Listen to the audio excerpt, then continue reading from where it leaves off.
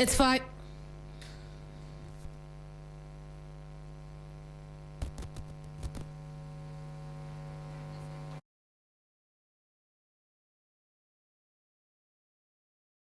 On 3FM 92.7. In Tamale, we are also live on Keminni 107.1 FM, also streaming live on Facebook and YouTube on our page 3FM 92.7. I am Keminni Amanor. Coming up tonight.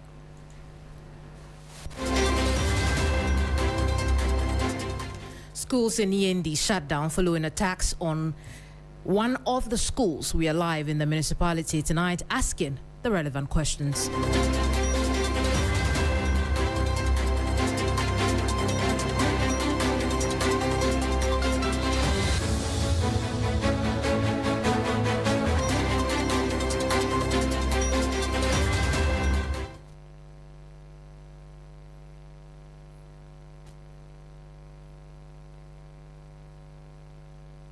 They can sit under the pavilion. Okay. You understand? As and when the person is arrested, they say that Also tonight, the debate on presidential term limits bounces back as two citizens run to the Supreme Court for answers. How many terms would you want your president to serve? Share your thoughts with us on our live stream tonight. And in the final minutes of the show, we will touch base with the opposition NPP as the party elects new constituency executives on Saturday. You're welcome to Hot Edition here on 392.7 FM. We'll start off with some summaries from Safua Boahin. Yeah. To the news summary segment, to our first story, where the President, John Dramani Mahama, has announced that the government is considering setting aside one day every month for a nationwide cleanup exercise, saying the current 2-day national exercise is not enough to deal with the scale of sanitation challenges across the country. Also, Vice President Professor Nana Jane Opoku-Agyeman has urged Ghanaians to take collective responsibility for keeping the country clean, saying poor sanitation affects everyone, including people who may not have contributed to the problem. Away from that, the Cape Coast Metropolitan Chief Executive MCE George Justice Arthur has shut down Sontag Supermarket for defying the Cape Coast Metropolitan Assembly's directive to suspend business operations during the nationwide cleanup exercise. So a fourth story, where the Poultry Farmers Association of Ghana has described the first phase of the government's Nkokon Ketenkete program as an abysmal failure, warning that the second phase could perform even worse if implementation challenges are not addressed. Our last story now, where the Ashanti Regional Police Command has commenced investigations into allegations that a chief inspector stationed in the region owns unauthorized wooden structures at Asafo Bibi, which are allegedly rented out to commercial sex workers. And this brings us to the end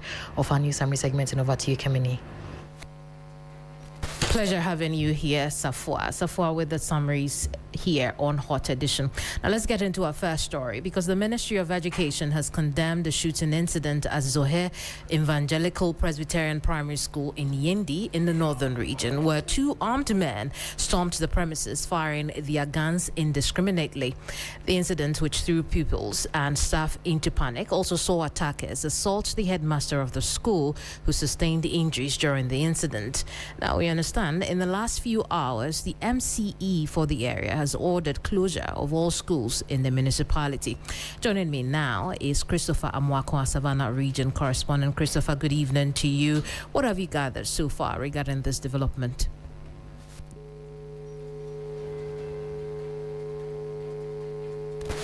It would appear we have lost Christopher over the telephone, but Christopher is joining us on the subject of a shooting incident at Zohe Evangelical Presbyterian Primary School in Yendi, specifically in the northern region.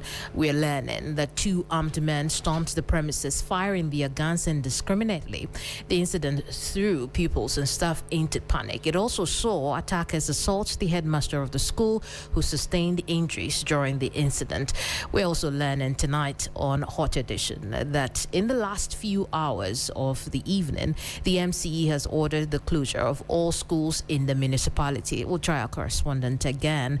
Christopher Amwako is in the Savannah region for us. Christopher, what else do we know?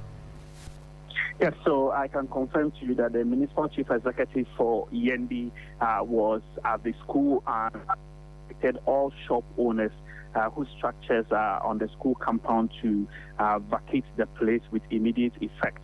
He has also tasked the security to ensure that persons whose properties are on the school land move immediately. If not, such persons will be made to face the full rigors of the law. The MCA has also unequivocally condemned the issue and asked that Yendi, the people of Yendi, should help authorities to develop Yendi. He's been telling the people around the area that the children's education, and for that matter, their future, will be at stake if residents can wield guns on campuses to scare away either the children or the teachers.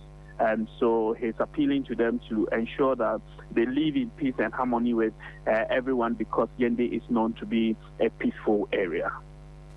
I see. Christopher, we can imagine that since the incident, investigations have begun. What are we learning about this investigation? Do we know who these two men are? Yes, definitely. The footage show the images of those who stormed the school with guns. Police are not commenting immediately on the matter because my sources within the police have indicated that the police in Yendi is not willing to talk to us. But what we do know is the matter is being investigated. The MC has equally called for the arrest of these persons and be made to face the full rigors of the law. Is there any indication of why this attack took place? Okay, so there are some information that we have gathered. One has to do with the fact that we are learning that some portions of the school land has been sold by the chief of the community, and so the school has resisted it, and these two people went to threaten the school authorities to let them understand that they are for the land and they can do whatever that they want with the land. That is one aspect of the information we are gathering. Then the other aspect is, which is also similar to the fact that the land has been sold and the people were ensuring that those who bought the land have access to the land. If you just joined us, it's Hot Edition here on 392.7 FM. If you'd like to see some pictures of the school where the incident took place, log on to our Facebook page. You will see those. But Christopher, now let's talk about the response that has come as a result of this so far. What have authorities said beyond the closure of the schools? Yeah, so beyond what the MC has done there to say, we also understand that the Education Ministry has also condemned the act. All stakeholders in the Yendi area have equally condemned the act. I'm reliably informed that the Overlord and King of Dagbon, Ndanya Abukari II, is equally not happy about the incident and has asked that a full-scale investigation should go into the matter. Very well, Christopher, let's take a listen to the MCE address the gathering earlier, and then I'll come back to you. Nobody should allow the tickets. Headmaster, we don't want your students to now take the advantage and sit under the pavilion. You understand? As and when the person is arrested and say that I don't want that. Huh? You also try to get your people clear. Distance from here. It's a red zone. So if a teacher is arrested, he's also seated under the street, under the pavilions here. When the person is arrested, it means you have gone beyond your bounds. So tell your teachers that no place. We've just heard from the MC for the area, Zugri Munira. And Christopher, I'm going to come back to you, but we've been joined by the MCE now. I appreciate your time here this evening. Now, let's talk about the first action that the municipality has taken, which is to close all the schools. What's the reason behind that? Good evening to you and good evening to your listeners. The incident happened yesterday when students and teachers were still at school. And you know what happened? The open gun firing have damaged the trust and then the confidence level of the people around so far as their security level is concerned. And so the teachers and then the PTA resolve, and including the teacher unions, local leadership of the teacher unions in town, have written a petition to my office demanding that something urgent should take place, otherwise they will advise themselves. But because of what happened yesterday, they wouldn't know what will happen today. So the lives of the people are in danger, including the teachers as well. So they have decided today not to go to school, waiting for any action, and then how best we can at least bring back the trust or peace within the area for the innocent kids to begin schooling again. And so it was yesterday that they resolved that today they may not go to school.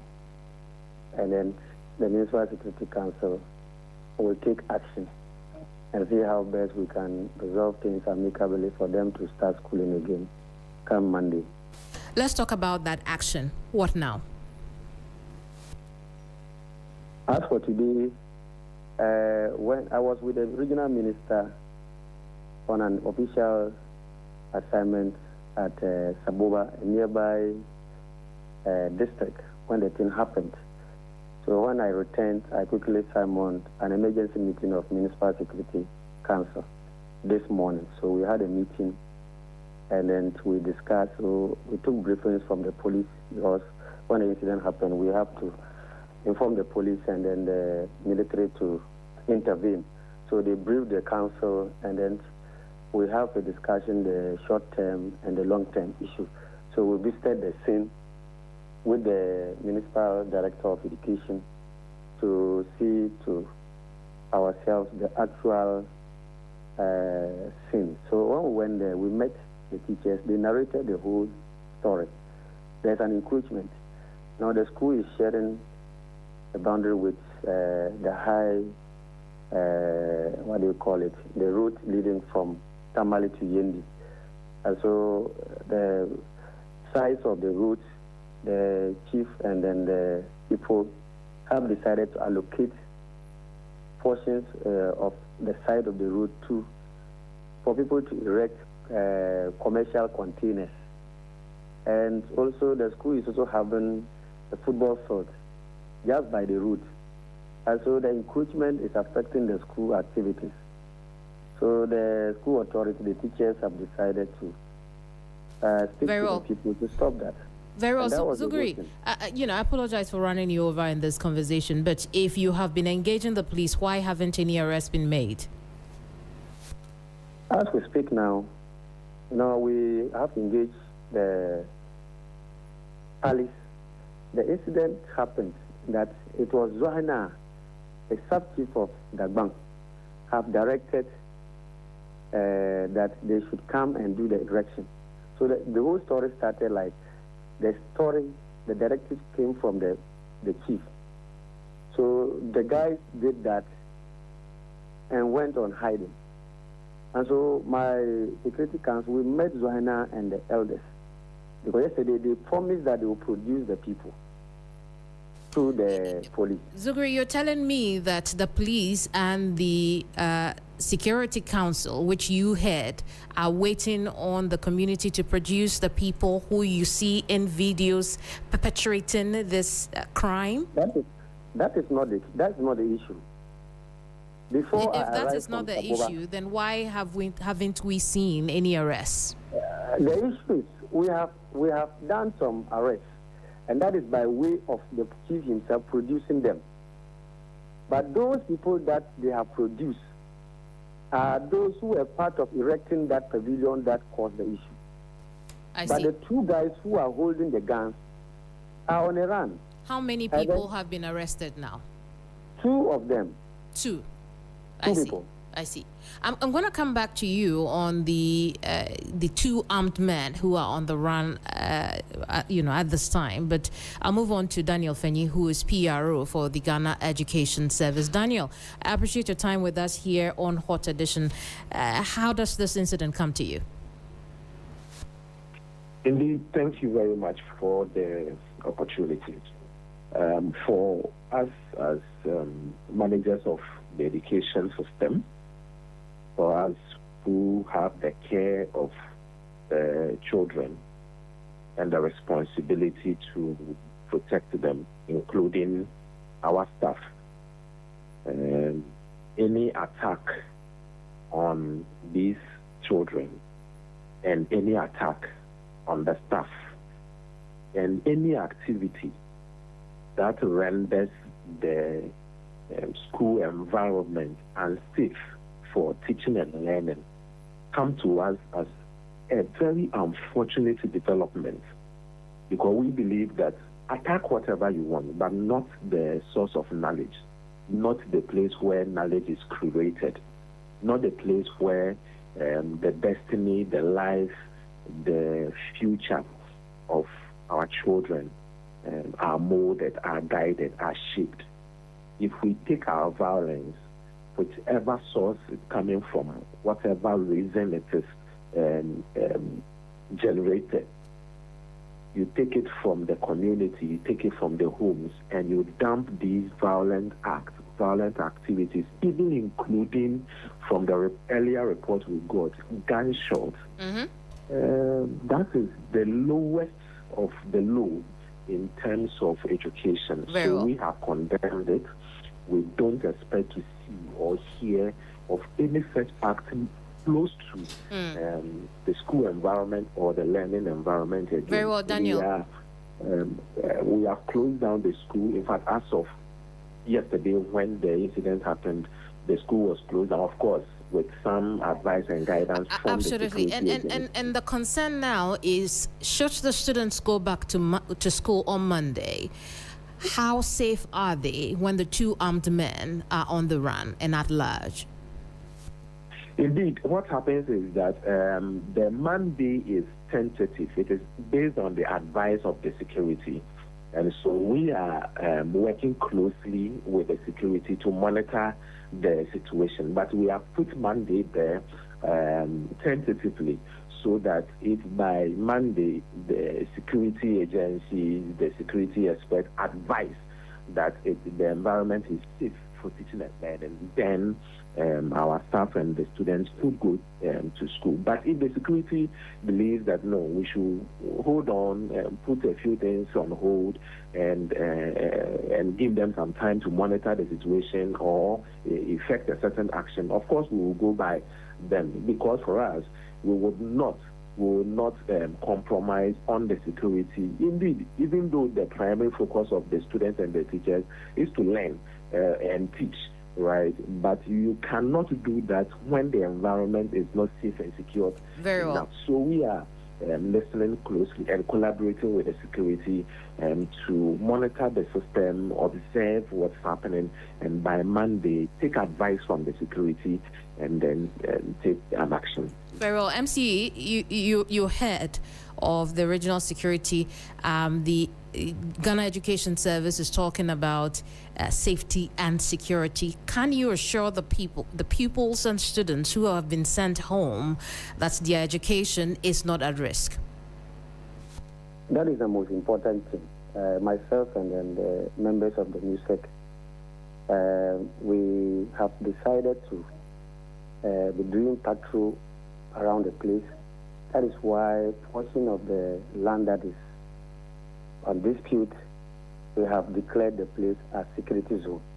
And so all those who are squatting on that land, we've made them to move out and to leave the place as and when it is necessary, either for them to come back or we'll clear all the unwanted structures over there so that the school will have peace, because it's a public land, it's a school land.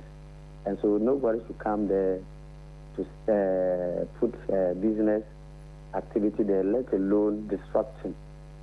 The peace that teaching and learning is needed. Very well. Gentlemen, I'm going to say thank you.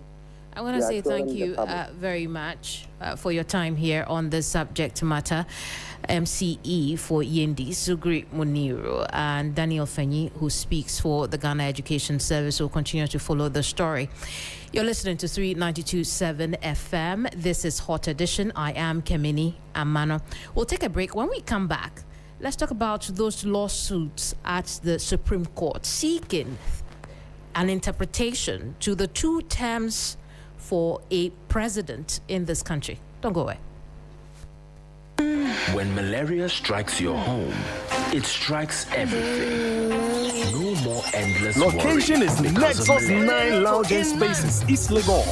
Play and connect. Play, connect, and create. Don't hear about it. Acting Be there. against malaria. Vegatin tablets stays effective right to the very last. Content tablets. creators and football Vegatin is lovers, also are available in you ready? Creator Cycles is back with Play and Connect 3.0, the Creator Cup Jersey Edition.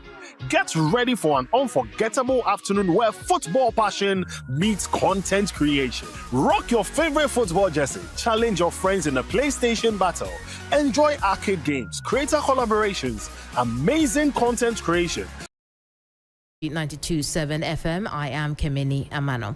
Now, President John Dramani Mahama has expressed concern over the indiscriminate dumping of refuse into drains, warning that the practice is worsening floods and undermining efforts to protect communities. Speaking today after participating in the first day of the national cleanup exercise, the president toured Shado, Alajo and some health facilities where he cautioned Ghanaians to change their attitudes towards sanitation. Not going to be like a vulture who will say that when the rain stops, he'll repair his roof. And when the rain stops, he says, oh, but it's not raining, so there's no need to repair it. And so we have to clear the drains. We've just walked this Alajo drain. It's part of the Odor stream. And there are 2 problems in it. There's silt, and then there's also plastics and household waste. You find in a drain like this, there are engine blocks. People discard an engine block and throw it in the drain. Old furniture, dining tables, everything you can find in that drain. And so, one, we must change our attitudes and stop the reckless dumping of things into the drain. The drains are not garbage instruments. If you want to dispose of something, you know how to dispose of it. We have skip trucks that leave containers all over the city. Just go and throw your garbage into the skip, and the truck will come and pick it and take it where it has to take it. 2 days are not enough to finish this work, but we're going to institute it so that at least 1 day every month, all of us should come out and clean our surroundings. That is what our traditional values were about. We're talking. Now, the Greater Accra Regional Minister Linda Kweli-Oklu also indicated her preparedness to sack any Metropolitan Municipal and District Chief Executive found to have authorized the construction of buildings on waterways and other unauthorized areas. Of today's exercise, why has the impact been felt? It's because the turnout is massive. Everybody is on board to make sure that this exercise becomes a successful one. And so why would you wait? You know, sometimes when they announce the sanitation day, they solely depend on the assemblies, and that is what is causing that. But if you take it as a responsibility, that sanitation day, you should be part of it and make sure that we clear these choke gutters. Why not? We wouldn't have gotten to where we are. And so people should make sure that anytime they announce the sanitation day, they should come out in numbers to support the assembly. So Linda Kweli-Oklu is Greater Accra Regional Minister. I'll take you now to the Ashanti region, where the Regional Minister, Dr. Frank Amoakohene, has announced the demolition of buildings obstructing waterways in the Asokwa municipality. He says it will begin next week as part of efforts to reduce floods and improve sanitation there. The announcement came as residents joined the nationwide observance of National Sanitation Day with a massive cleanup exercise across Kumasi. However, the sanitation campaign is also highlighting another challenge: where to dispose of the huge volumes of waste collected, with the region's only engineered landfill site at Uti already filled. Demolitions that have started, you saw what happened under Keminni. There are more to come up, especially under Asokwa, Oforikrum, and then Asokwa Mampong. The majority of these streams serve as wetlands, especially the banks and all that, to be able to absorb the rainwaters when they come down. Recently, when we went there together, you realize that there are these illegal structures that have come up in the waterways. we have marked them for demolition. So I've given them the assurance that they have all my backing in making sure that they remove all these illegal structures. Dr. Frank Amakwehene is Ashanti Regional Minister. Now, the Director General of the National Disaster Management Organization, Major Retired Dr. Joseph Bikanyi Kuyon, says efforts are underway to coordinate the distribution of relief items to people affected by the recent floods. He also urged residents in flood-prone and low-lying communities to pay attention to weather warnings and relocate to safer, higher ground whenever necessary. Dr. Kuyon made the remarks during the presentation of relief items by the Church of Jesus Christ of Latter-day Saints. There's more. The government has set up 5 specialized subcommittees to coordinate the national response to the devastating floods that affected parts of Greater Accra and 6 other regions on June 28 and 29, 2026. The National Disaster Management Organization, NADMO, says the death toll has increased, with more than 45% of fatalities recorded in Accra. Officials warn the number could rise as efforts continue to account for missing persons. Nationwide, the floods displaced nearly 90,000 people, with Greater Accra recording the highest number of affected residents at more than 54,700. Director General of NADMO, Major Retired Dr. Joseph Bikanyi Kuyon, says arrangements are underway to distribute relief items to affected households. He also urged residents in flood-prone and low-lying communities to heed weather warnings and relocate to safer grounds whenever heavy rains are forecast. We have formed subcommittees that will look into what went wrong or what has been going on wrong and the measures to take to mitigate. We only pray that this time, having witnessed this kind of impact, it will be some form of self-warning.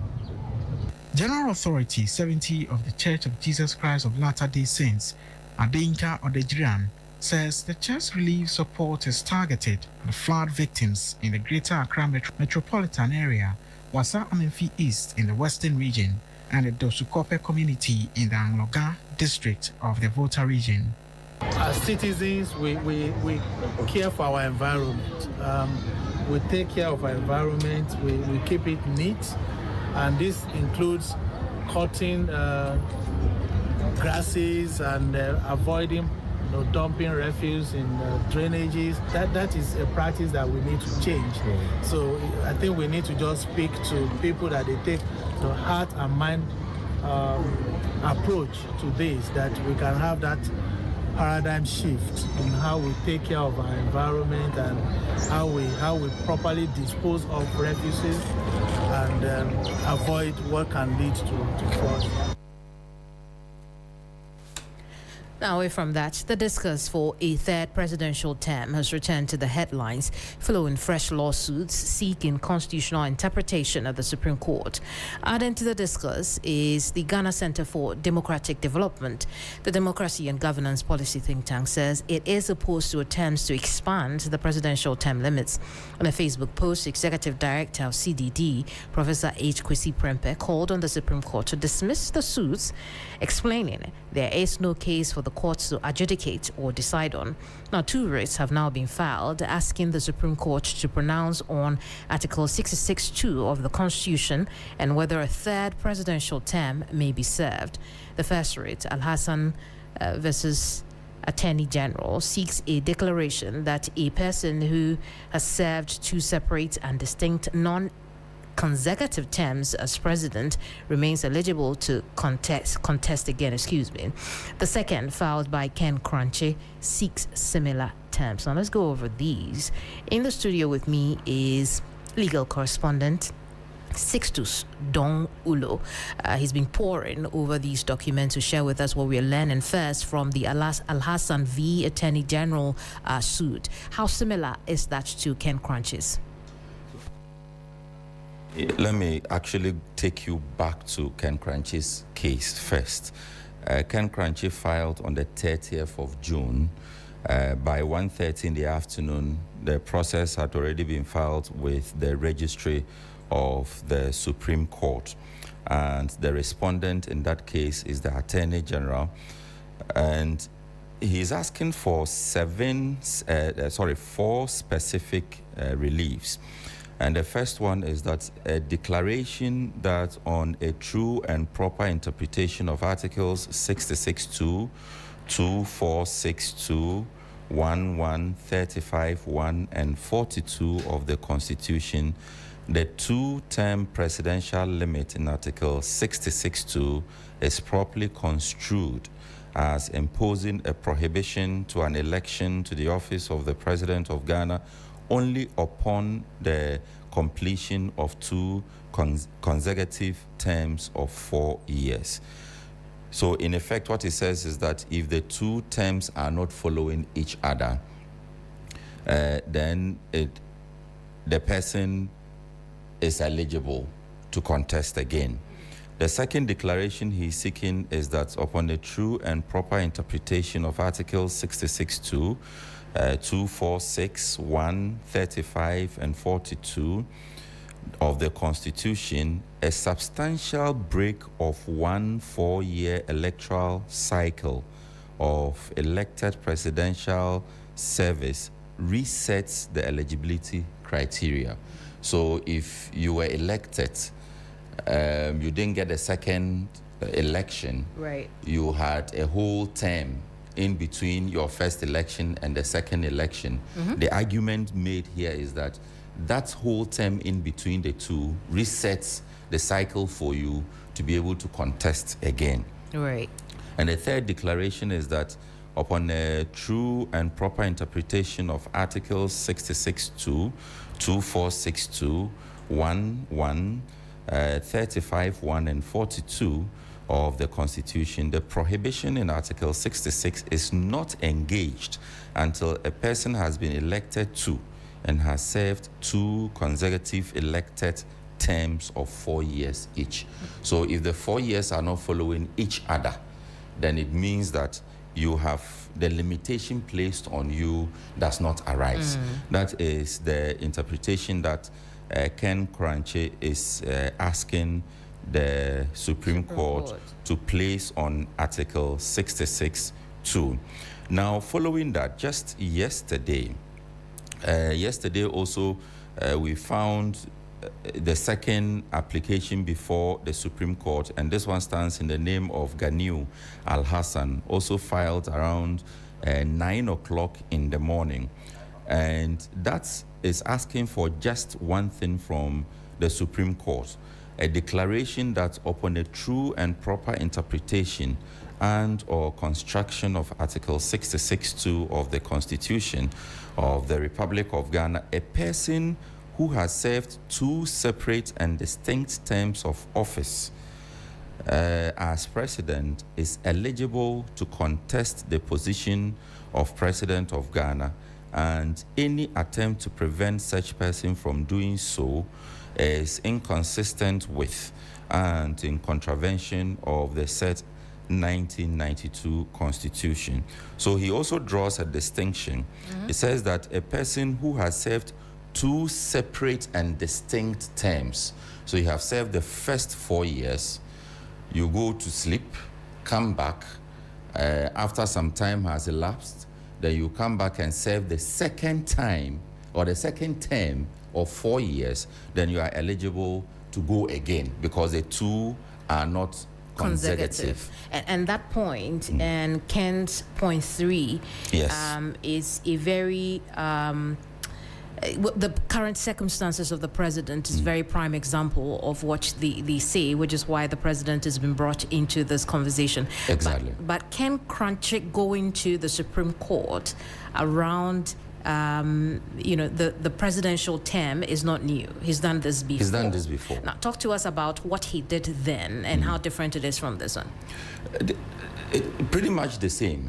The first one he sought to disqualify the president from a second term. So yes, some would actually say that this is a U-turn because in the first instance, which was dismissed, he sought to argue and to get the Supreme Court to pronounce that the president had satisfied the constitutional provision and so could not bring himself up again for an election to a third term, for instance, right, because that Article 66 provision had been satisfied. But if you look at the third relief here, in fact, all three reliefs that he's asking in this particular one that he's filed, the arguments seem different. That if you look at the first term, it's not directly, the second term is not directly flowing from the second term or coming right after the first term. And so the president could not have said to have served or satisfied the constitutional provision of consecutive terms. Mm-hmm. The Constitution used a specific expression. You should have served a two-term tenure. Absolutely. To not be eligible for a third consecutive term. So that is where the question is, and that is where the Supreme Court will be called upon to interpret. Very well, Sixtus, we'll leave it here. Thank you so much for joining us here on Hot Edition. Sixtus Don Ulo is our legal correspondent. We'll stay on this subject now and bring in a fellow at the Ghana Center for Democratic Development. Remember, we told you that the executive director of CDD, Professor H. Kwesi Prempeh, on his personal Facebook page, had written in opposition of these lawsuits at the Supreme Court, saying, look, there is no case to be adjudicated. Dr. John Osai-Kwapon joins me now. Doc, can I say that that position reflects the general stance of CDD on this matter? Yes, and good evening to you, good evening to your listeners. And in fact, this is, so even we share his sentiments, I share his sentiments. In fact, as far back as October of 2025, I actually wrote a piece in one of my opinion pieces for Daily Graphic talking about this idea of constitutional fidgeting when it comes to term limits and the fact that Ghana has been spared any of those temptations that we've seen with some of our neighbors, not just in the West Africa sub-region, but even throughout the region who have successfully made, found ways to extend presidential term limits. We've been fortunate that throughout all our electoral cycles, our two main political parties, all of its key figures, including citizens, have supported this idea of two-term limits, and we've respected that. And so this, for me, should not be a path that we should be contemplating.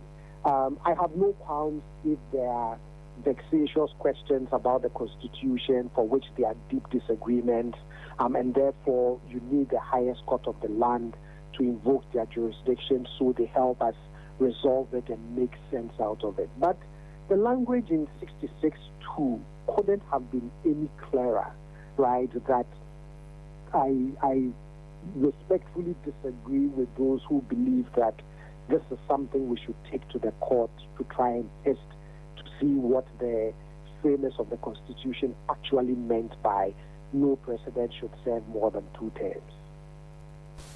Beryl, why do you think that is coming up now?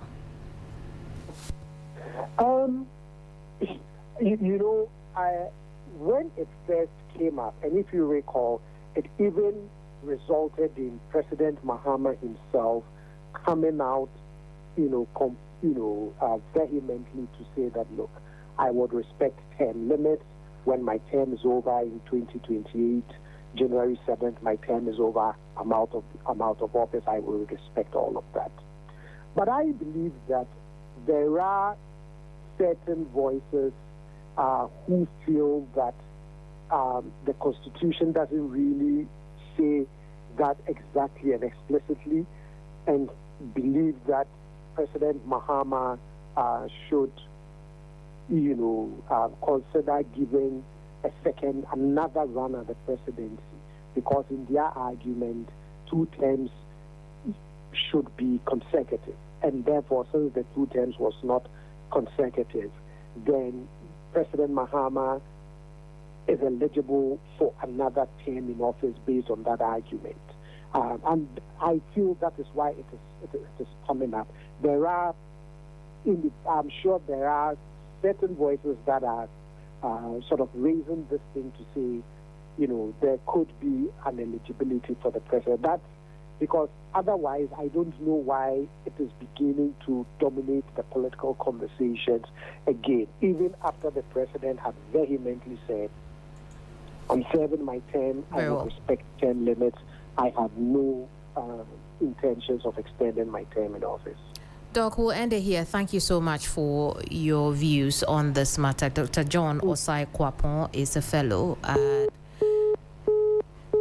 CDD Ghana, and we've been looking at the lawsuits seeking interpretation of Article 662. And if you're wondering, it's probably one of the shortest lines we'll see in the 1992 Constitution. It reads one line, and it says, "A person shall not be elected to hold office as president of Ghana for more than 2 terms." Now, that is the line and phrase, more than 2 terms, that is being contested, and clarification being sought from the apex court of the land. And there are those who believe, like CDD, that there is no matter to be decided upon because the Constitution is clear whether or not it is consecutive or 2 distinct terms.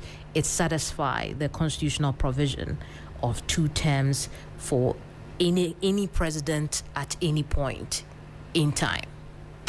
You're here on 92.7 FM. This is Hot Edition. I am Keminni Amanor. 43 past top of the hour 5.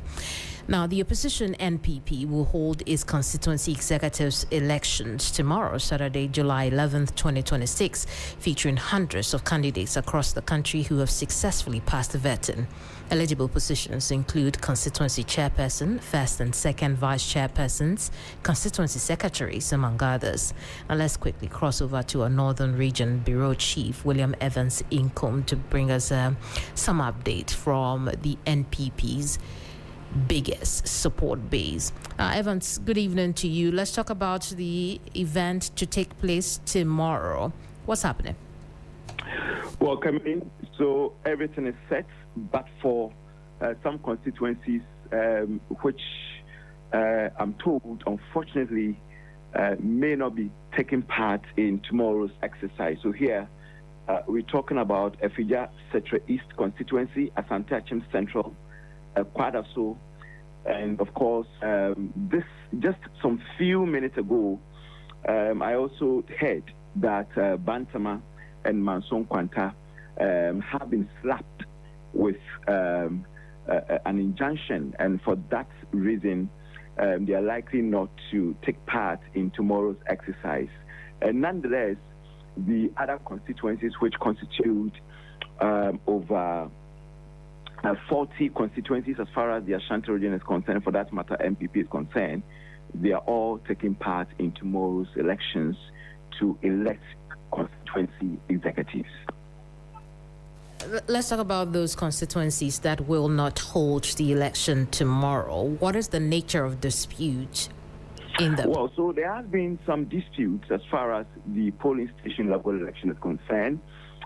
Disputes in respect of who qualifies to be in the album, and this has been spanning for some time. I mean, mostly it has been a banter between either the sitting member of parliament and some of the constituency executives. Here I'm talking about the old constituency executives, or among a battle between the sometimes the chairman and the secretary as to pair the arrangements. Sometimes they are giving some level of slots, and these slots are people who are guaranteed a place in the album.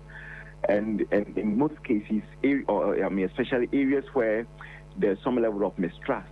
Well, in the case of the certain member of parliament who maybe hold the view that if he doesn't get a greater proportion of the people in the album, there's a possibility of he or she losing his seat, and for that matter, he or she must have a say. And this has created some level of tension in these constituencies that are currently being left out as far as court injunction is concerned. Evans, we'll leave it here. I appreciate your time tonight on Hot Edition. Evans Inkom joined us from the Ashanti region. I'll bring in now Communications Director for the NPP, Richard Ahiagba. Richard, good evening to you. And before we get into matters around tomorrow's elections, you won't be cleaning, I suppose. Keminni, good evening. You're asking if I wasn't cleaning? Oh, tomorrow, you mean? Tomorrow. Yes, of course. Tomorrow, we're going to be part of the cleaning exercise, and that started today. Even though it's a bit late, but we'll participate fully as a commitment to ensuring that we keep our environment clean and towards a commitment to ensure that our drains are free for when the rains come, they drain through them and not drain into our houses. Yes, so definitely we're participating in that. And I'm sure you saw the letter that was issued by the party encouraging our party members, especially tomorrow, to not break their participation and end it just today, but to continue tomorrow, go vote, and then get involved with the cleanup exercise. So yes, we are fully on board with that. Let's talk about the big day at the constituency level. All set? All set. Incidentally, before your call, I was talking to a few of the election committee members who were giving me updates on their preparation. Some of them have set up already, just waiting for tomorrow to start. They're going to start rather early in the morning. The goal is to try and get the election through results declared before dark. And so they are ready and pumped up for a democratic exercise tomorrow. What should voters expect when they go to vote? Oh, as usual. As usual, is a regular process. You go to the voting center. So this is not a conference. So essentially just for the election. And so it's a walk-in. You go there, show your ID, and then you are checked in the register. Once your name is in the album, then you then be able to get your ballots, go vote as regular, and then and the advice is that once you vote, you can go and participate in the cleanup exercise and then join in after maybe at the close of the day, depending on the number of the constituency in the album. Once they get done, then they will be able to just count it, and people can come back and join the counting of the ballots and then see the declaration. So it's just a regular electoral exercise that we have been through over and over again. I see. We've also been hearing about issues of disputes in certain constituencies. How does National view them? Your voice just faded on me. I'll try again. I'm asking that we've heard of disputes in some of the constituencies, for which reason there will be no elections there tomorrow. How does National view these disputes and the impact it's having on what should be a smooth process towards the national elections? Yeah, certainly. The National is fully aware, and most of these constituencies, National had examine the issue. As just Monday, the Senate committee, we sat on some of these matters, and the issues are being dealt with. So variously, there are issues out there where people are having to ensure that the album is as it ought to be, that disputes up and down about who is supposed to be on, who is in, and who is not in.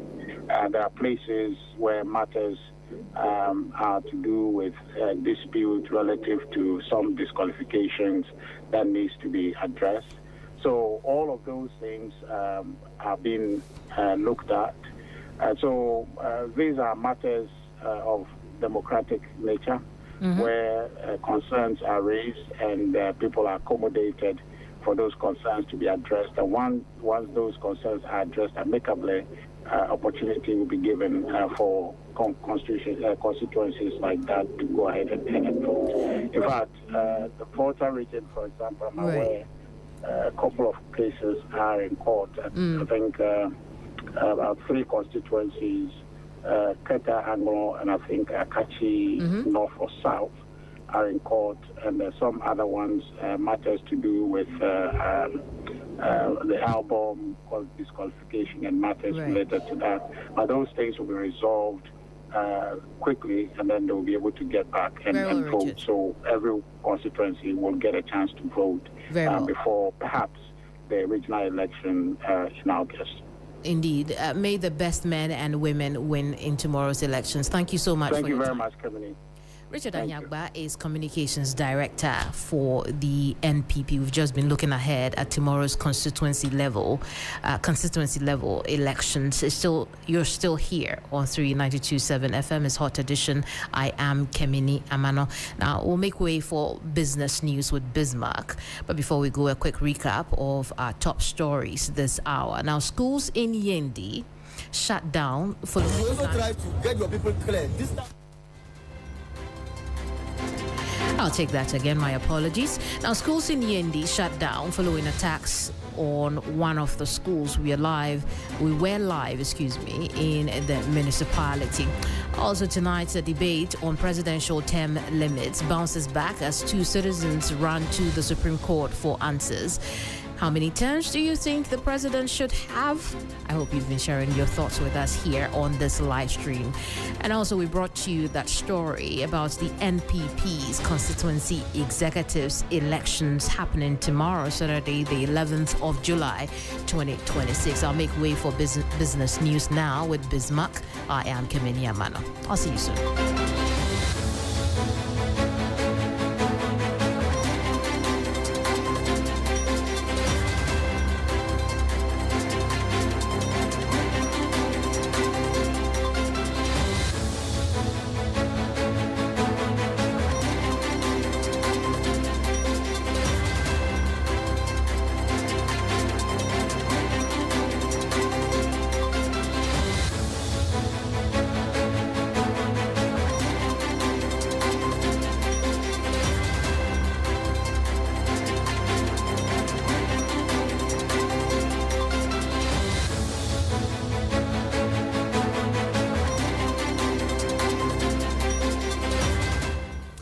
Hello, good evening and welcome to the business segment on Hot Edition on 3FM 92.7 with me, Bismarck. Also coming up tonight, Bank of Ghana Governor Dr. Johnson Isiama warns of health risks from poor handling of CD notes during national cleanup exercise. We'll bring you details of our headline story and others shortly. Please stay.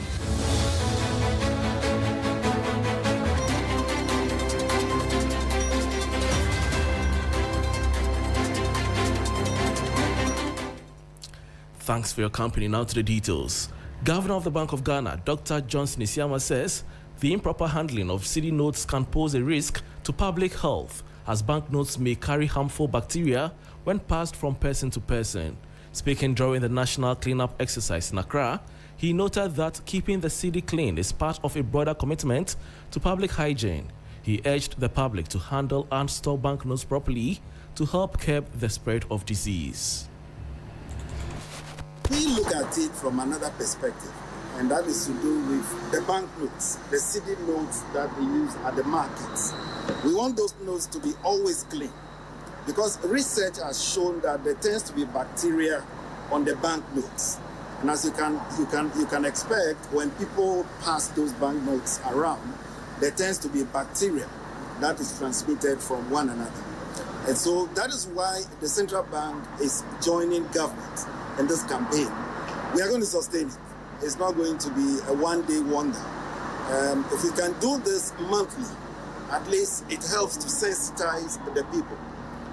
We are happy that our heads of departments are here with us. They are also going to carry on the message with their staff, right within our own premises, at the offices, the way we handle the refuse. Management will make sure that we do this and do this better. And we are happy you join us, TV3, in this campaign. And that was an exclusive interview I had with Governor of the Bank of Ghana, Dr. Johnson Isiama, during today's national cleanup exercise. Before we go, Chief Executive Officer of the Chamber of Oil Marketing Companies, COMAC, Dr. Riverson Opon, has warned that highly dependent net importing nations like Ghana will inevitably feel the negative impact of a collapsing Middle East ceasefire. Speaking on the sudden surge in global crude prices triggered by external geopolitical rhetoric, Dr. Opon expressed that the severe level of uncertainty has upended standard industry forecasting models. The warning follows a turbulent pricing window that has already threatened to push oil prices up toward the $80 to $85 per barrel threshold. The level of uncertainty is huge. Today, if you talk to petroleum economists, reservoir engineers who are simulating, forecasting revenues, you can tell that even the P10 and P90 scenarios now are not even working. We hope that it will not hit above the 80s or even 85 because it's easier from 85 to 90 than 100 than being stabilized. Addressing potential mitigation strategies, Dr. Opon dismissed the idea that local refining or localized standard stockpiling can fully shield the country. It obviously will affect the pump prices. But with this kind of statements, with this kind of warnings, and knowing well the importance of this region in a global energy market, it would indeed affect global prices.